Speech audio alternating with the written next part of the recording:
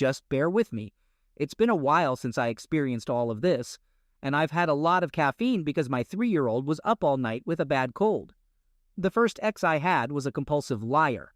After being together for over 2 years, she posted wedding photos of herself and a guy she met after me. That was a fun one. Surprisingly, it didn't really hurt me. It just left me with a sense of humor because, seriously, who does that? But the one that really hurt was the ex after her. We met online, hit it off, and I even moved 1,500 miles away from home to be with her. My belongings had just arrived when we were lying on her bed, cuddling and watching TV. She was texting someone, and out of curiosity, I glanced at her phone. Turns out, she was texting the other person she was involved with, AP. He couldn't wait to introduce her to his parents, and she felt the same way. It was a strange thing for them to discuss while I was right there. But I guess that's how it goes. When I was about to leave and go back to my apartment, I confronted her about what I had seen on her phone. She exploded in anger, yelling and shouting, going on about how dare I invade her privacy and all that blah blah blah. I went home, couldn't sleep, and the next morning I went to her parents' house to talk things out. She was still acting like complete trash, so her dad took her to another room for a few minutes. When she came back out, she was in tears, apologizing and saying a bunch of empty words. She swore to me that she had cut off all contact with the other guy, that she wouldn't see him anymore, and all that nonsense. Here's the ironic part. They were classmates in a nursing program, so they spent the whole day together.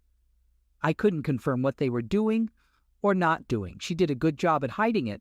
And then, not long after the incident, she told me that at school he tried to kiss her, and she rejected his advances. Okay, so you were supposed to stay away from him, but apparently that didn't happen. Whatever.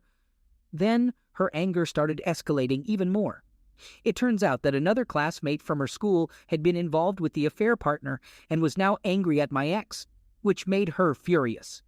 She expected me to do something about it, but I had no clue who this person was, since I had never heard of her before. Besides, her school was located about an hour away from where we lived. The situation kept getting worse and worse. On top of that, she became really paranoid about getting pregnant. She carried around multiple pregnancy tests with her and would often sit me down to tell me that she might be pregnant. Once, she asked me to drop her off at Planned Parenthood for a checkup, which ended up taking a few hours because she didn't have insurance. I can't confirm if everything was legitimate, but I remember getting frustrated because I had never waited that long for a doctor's appointment. Adding to the chaos, she claimed that she had to stay at her brother's house once a week because she was assigned to work at a retirement home that was a bit of a drive from us. I have my doubts about whether she was actually staying there. Her brother lived in a nearby city where the affair partner resided.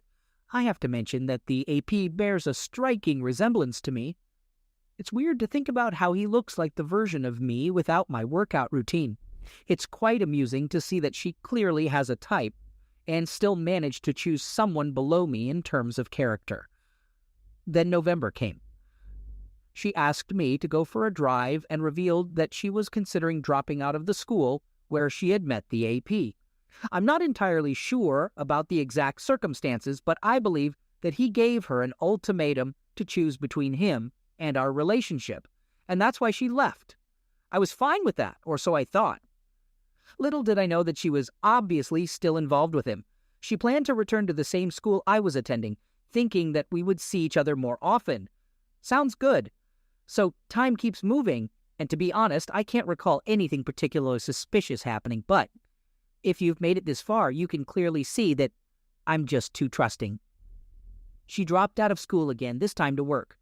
Maybe something happened during that period. Her behavior during this whole time took a noticeable turn for the worse. She started drinking frequently. It could be guilt from the affair, or maybe she started a new one, but I honestly have no clue. Finally, we moved back to my hometown. I'm pretty sure she reached out to her affair partner again during this time. Oh, I just remembered that she flew back to her hometown for a few days to visit her sister for her birthday. Okay, now something starts to make a little more sense. Her behavior leading up to the trip and afterward goes off the rails. Lots of hostility, lots of screaming. She tells me she's pretending in bed or thinking about other guys. After years of enduring this, I'm completely worn out. I had zero self-esteem left. She drained every ounce of life, every part of my being. She tells me she's going back, and stupidly, I decide to join her. And that's when things take a turn for the worse. She lands a job working with her brother at a company located just outside of town. I'm pretty sure she's meeting up with the affair partner or someone else during this time. The breaking point for me was when she didn't answer her phone one night and came home hours after her work shift ended, claiming that the custodial staff didn't show up. Yeah, right. By this point, I'm constantly getting yelled at and berated for even the smallest things, real or imagined. She's telling me that our kids won't learn anything about my culture. My dad is an immigrant, trying to make me sleep on the couch, and we haven't been close for about 6 months. On top of all that, I discover mysterious stains in my car, and now she pulls this? That's when it finally sinks in that I deserve better treatment than this. I gather the courage to stand up for myself and tell her that I'm done. I think it was about a week after Valentine's Day when I left. My brother flew up to help me drive away. I received a mix of messages from her ranging from, "Please come back, I'll do anything," to pure venom. Since I didn't go no contact, I had the unfortunate experience of hearing about her bringing other men to our shared apartment and being close with them on the very bed we used to sleep on. Then she started talking about this new guy she met and how she was in love with him. This all happened maybe 2 months after I left, and then one day while I was playing Civ 5, I received a text message. It was from her. She had just reached 8 weeks of pregnancy. Oh well, 8 weeks before that was my birthday. Whatever. We weren't together anymore. She wanted me to hear the news directly from her before she posted it on social media. How thoughtful. It took me about 2 months to find out who the father was, and it turned out to be the affair partner. I have no idea about the guy she claimed to be in love with, but I can only imagine it didn't end well for him because her declarations of love and getting pregnant by the affair partner happened very close together. She and the affair partner are still together, now married with 2 children. Ironically, she ended up in the very town she used to express her fear of being stuck in forever. I remember her crying once, worried that when I went back to my parents' house, I would revert back to my old self. It's funny because I've always been someone who remains faithful, and cutting her out of my life allowed me to grow and become a better person. It's truly amazing how much my life improved after she was out of the picture. After a few years and many exciting new experiences, I met my incredible wife. She's absolutely stunning and has a heart of gold. She's an amazing wife, and a few years ago, she became a wonderful mother to our children. If I had stayed with my ex, I would have missed out on meeting my wife, having my kids, and starting my own successful company that gives me a lot of freedom. We're even closing on our new house next week. My ex always despised the idea of me pursuing anything or showing ambition. My wife is my biggest supporter. I still remember the excitement in my ex's voice when she expressed how happy she was that I gave up on my dream of going to law school. In contrast, my wife encouraged me to pursue it and cheered me on every step of the way, even though I eventually realized it wasn't for me and dropped out. Unlike my ex, my wife embraces new experiences, like our honeymoon outside the U.S. and going on cruises. I came out on top. There may not be a polite way to say it, but it's the truth. My life has improved so much that it's truly incredible to reflect on how far I've come. I've created wonderful new memories, met amazing people, and my life has taken a complete turnaround in ways I never imagined. To conclude, I guess things aren't going so well for my ex because she reached out to me a year ago, seemingly attempting to make amends. She apologized for all the hurtful things she said and did, and mentioned that there's still a place in her heart for me because I was her first love. Well, too bad for her, right? Sometimes things just don't work out.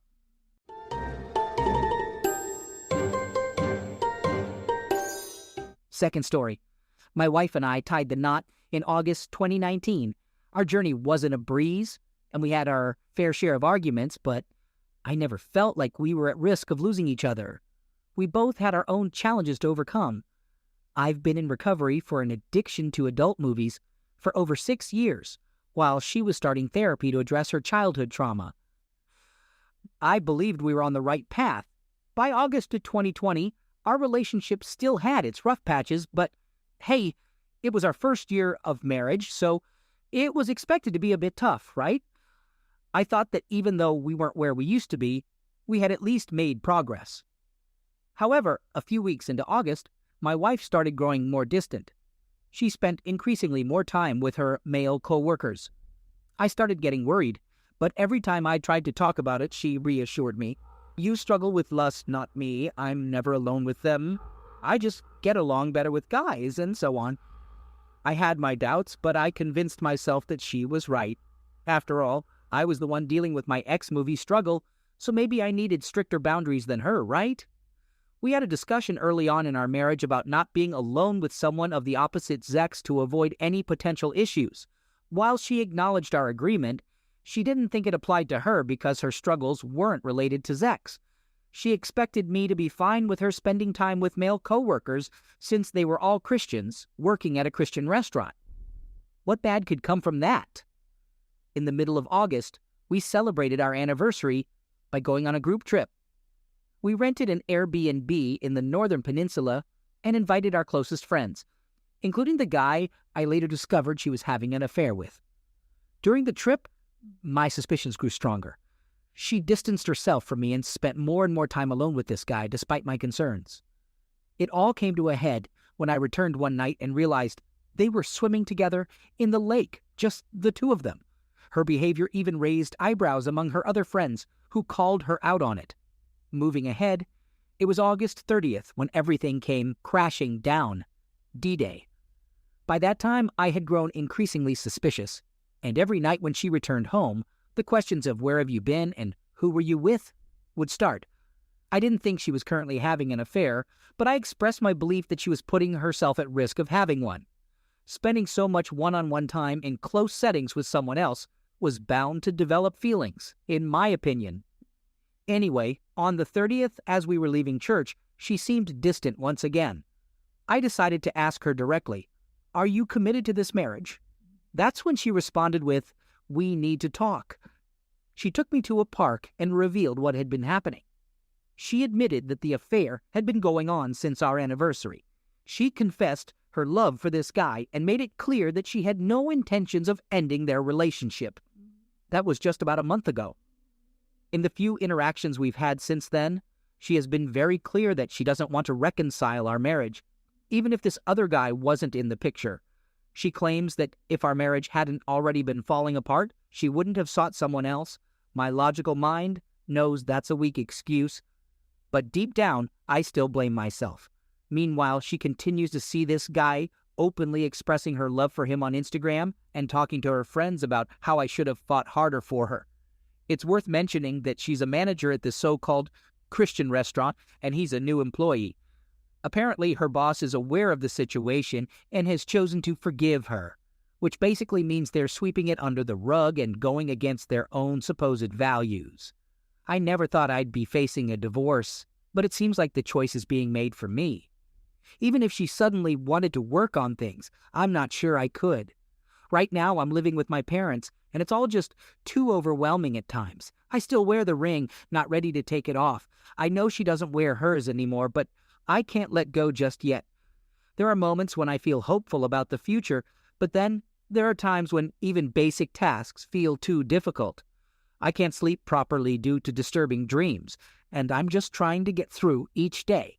I do have things to keep me occupied, and I have a new job starting in October, which will be a positive change. But that's where I stand for now. I have an appointment with a lawyer on Tuesday. According to them, the legal process should be relatively straightforward, at least in terms of logistics. I've also resumed my weekly therapy sessions. My therapist is a Christian, but not the kind who just throws religious phrases at me without reason. He's supportive and incorporates faith-related discussions if I ask for it. By the way, the restaurant she works at is Chick-fil-A. She always boasted about how their Christian values made them different from other places. I recently discovered that she's been telling people that the reason we're separated is because I was offensive. I spoke to my lawyer about it, and he reassured me that it wouldn't have a negative impact unless she filed for a personal protection order and had solid evidence. So I need to avoid going to her workplace or contacting her. Yesterday, I received the ring back, and it was really tough for me. My lawyer will send her the necessary documents to sign, and if she doesn't contest anything, we can proceed with scheduling a hearing, but there's a waiting period of about 2 months. I went out with a friend last night, and we ended up drinking a lot and making out. It didn't go any further than that, but I'm feeling a tremendous amount of shame. My friend says we shouldn't feel guilty because my soon-to-be ex has moved on, and it was just a bit of fun. However, on paper, we're still married, and I feel like I've stooped down to her level and lost some moral ground. I still feel committed to my STB ex, even though she isn't committed to me. It's like I'm still in that relationship. Even if she's moved on, my heart is still there. Our relationship is dead. It's over. We're just waiting for our court hearing to make it official. But she's been gone for a while now, and it seems like she's still sleeping with the other guy. It's only been 41 days since D-Day, so it's too soon for me to be messing around with anyone else. Was that considered cheating? Logically, I don't think so. We're done, and she's moved on to someone else. But I'm terrified of becoming a cheater. I'm afraid of turning into that kind of person. I tend to dwell in shame, and it ends up doing more harm than good. Even when I was single, I didn't engage in casual hookups much, so a big part of this is me grappling with going against my own values.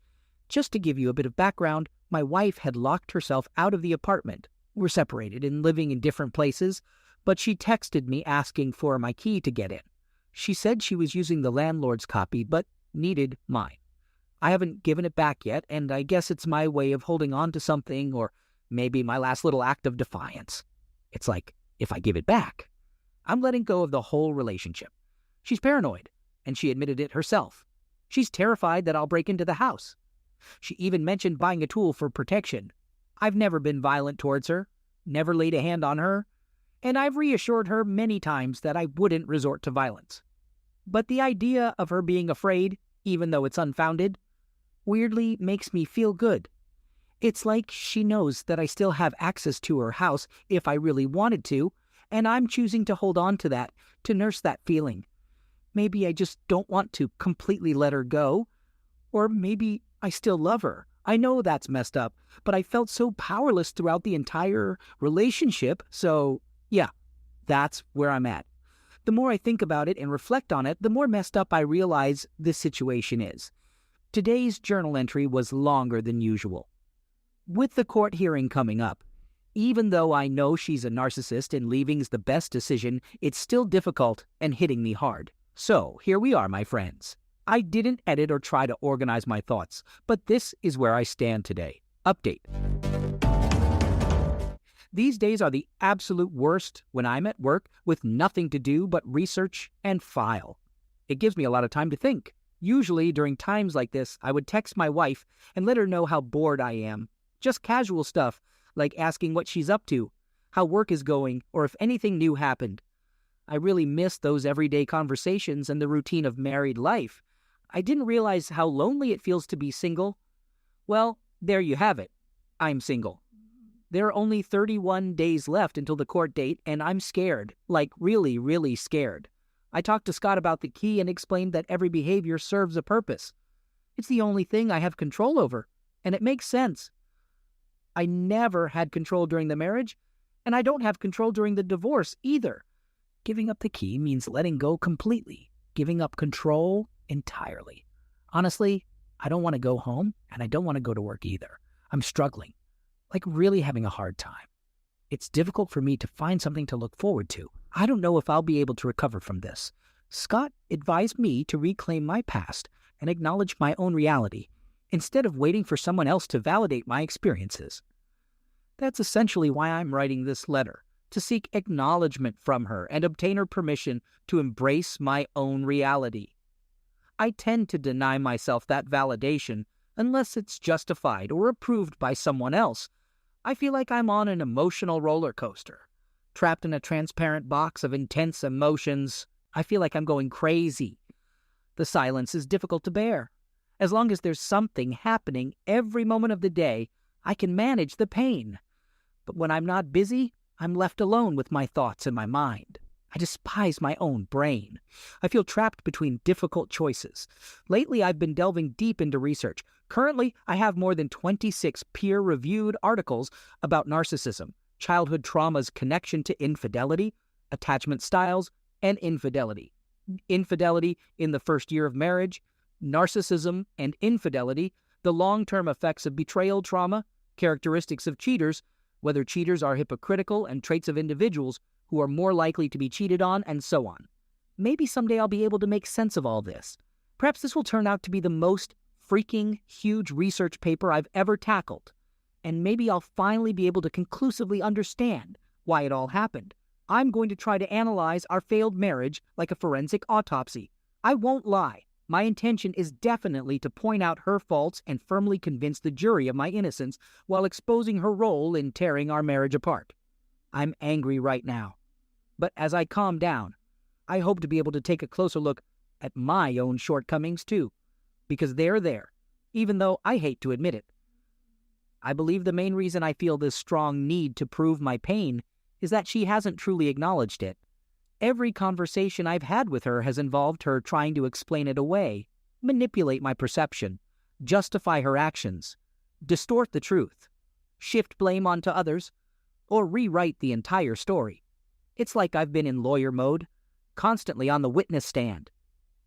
Even though we've cut off contact, she's still draining my thoughts like a parasite.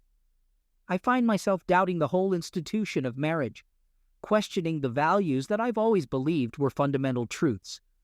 I don't see the point in waiting until marriage anymore. I don't see the point in taking that leap. I don't see the point in risking it all. Maybe I still do, but the potential for failure and the risk involved seem too overwhelming. I was so sure, like really sure, that she was the one for me. I thought I'd escaped a disaster with my previous fiancé, but maybe I just swapped a rotten onion for deadly poison. One is disgusting, the other destroys you. Who knows, the previous one could have been even worse, probably would have been. But the bottom line is that my judgment is screwed up. How can I be absolutely certain about anything when the thing I was ridiculously, beyond a doubt sure about, turned out to be a lie? My mom asked me if I could imagine myself getting married again, moving forward with my life. Right after she asked, she realized it was too early to bring up such a question. And don't get me wrong, it definitely was too soon. I'm nowhere near ready to even remotely think about moving on. But if I had to answer right now, I'd say no. Nope. No way in hell am I getting married again. What am I supposed to tell everyone? Hey guys, welcome back. This whole experience has been absolute nightmare. It's been 277 days since the day I found out. I'm a 27-year-old guy, and she, the wayward spouse, is a 28-year-old woman. She cheated on me with a guy who works for her, and they had over 20 encounters in just 1 week. I can't stand him. I have revenge and torture fantasies running through my mind all day long. Messed up stuff that I'm pretty sure would violate community standards if I shared it. I've never hated anyone as much as I hate him. This weekend, I attended a wedding and I was furious the whole time.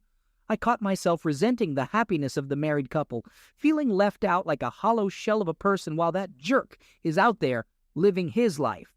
Seeking revenge would destroy my life. He's not worth it, but everything else just feels so unsatisfying. I'm stuck between a rock and a hard place. If I take any action against him, I mess up my own life and look like a fool. If I do nothing, I obsess over all the things I wish I could do to him. I read somewhere that men often focus more on the affair partner AP, while women focus more on the wayward spouse. Well, this guy was right in the middle of my life and the mental images won't stop. Damn cheaters. We are officially divorced. The affair partner was actually a mutual friend whom I trusted, and they were well aware that we were married at the time of their affair. We don't have any children together. I've already been tested for STDs, and fortunately, the results came back clean. The wayward spouse showed no remorse and instead blamed me for the cheating. Currently, I'm seeing a therapist to help me through this situation. Since the divorce, I haven't had any contact with my ex or the AP. Just to clarify, I'm not seeking advice on how I should feel or who to be angry with. I'm here for support, not for guidance. I want to make it clear that I'm not normally this angry, but being at a wedding triggered these emotions. I had a therapy session today, and it was incredibly helpful. My therapist guided me through the destructive nature of seeking revenge. I expressed how powerless I felt by doing nothing, and he compared my situation to Batman. He explained that one of the reasons Batman is seen as a hero is because of what he chooses not to do, how he refrains from seeking destruction. He emphasized that my choice to do nothing was a display of strength, not weakness. It was an empowering decision. He pointed out that I redirected my negative feelings from the AP towards respecting myself, while still acknowledging the AP's despicable actions and the depths they have sunk to.